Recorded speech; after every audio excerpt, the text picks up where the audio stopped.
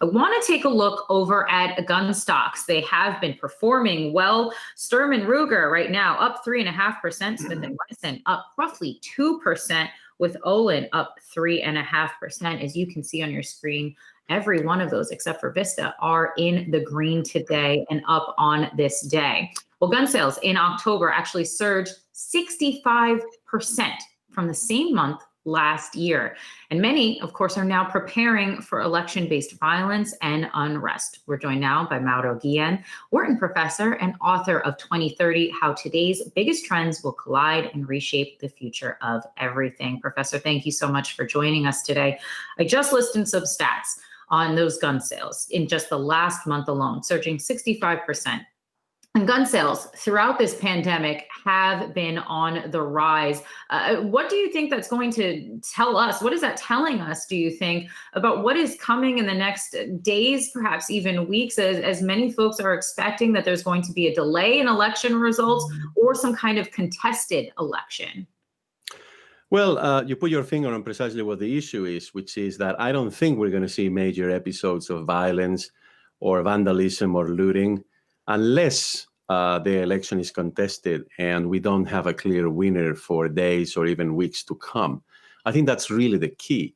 And of course, as you know, everything depends on what happens with the early reporting states. Many of them will be in the Sun Belt, so everywhere from Georgia to Florida, all the way west to Arizona.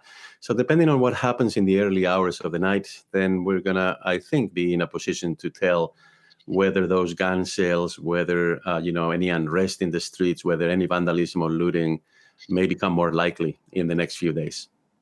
I'm wondering if you think that any kind of, election turmoil is more likely to happen if one side wins over the other. Meaning, if President Trump does win, and he's not largely expected to win today, at least according to the polls, but if he does win, do you think that supporters of Joe Biden are going to go out and start vandalizing? Or do you think it's perhaps more likely from President Trump supporters who might get upset if Joe Biden becomes victorious today? So meaning, even if we do have an outright election result today, do you not at all see any kind of opportunity or chance that there might be some kind of election unrest? Well, let me consider both scenarios. So one is, let's say, it's clear that Biden has won, but Trump doesn't concede. I think what we're going to see is quite a bit of mobilization in the streets. There might be demonstrations, but I don't see a reason why they should be violent, at least in principle, right? Now, the other possibility is that Trump wins, but it's not clear that if we were to count all of the votes, right? So he wins, he appears to be winning tonight, but he declares victory. And it's not clear that when we count the mail-in ballots, that result will hold. Then in that case, I think if things go on for days or weeks and Trump doesn't seem to be supported by the results, I think we may see not only lawyers running around trying to stop the counting of the votes. We may also see some mobilization on the parts of some of the most extreme supporters of the president. Professor, I do want to ask you, however, about, it's almost like a conspiracy theory, but I need to bring it up because I feel like I have repeatedly heard folks talking about a quote unquote, almost like a war they're describing as some of the turmoil that they might be hearing or seeing in the streets after the election. Of course, it's worrying to many to see that so many folks are stocking up on guns and ammunition. I know that we talk a lot about election unrest, meaning vandalizing stores, perhaps, or looting. But do you at all think that we might see it turn far more violent than that? Meaning, when folks are saying, hey, we have to prepare for a quote war, going forward, I mean, how likely is that to happen? Are those folks far off base? I don't think that's very likely in a country such as the United States, where, thanks God, we have a transparent political landscape, in the sense that we have news outlets and all sorts of broadcasting services, including Yahoo, right? That essentially brings the news to people in real time.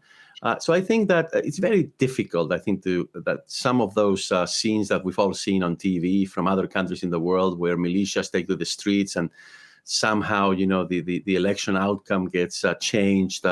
and so on and so forth. I don't think that's likely here in the United States, but it is worrisome. And let me say something also about conspiracy theories.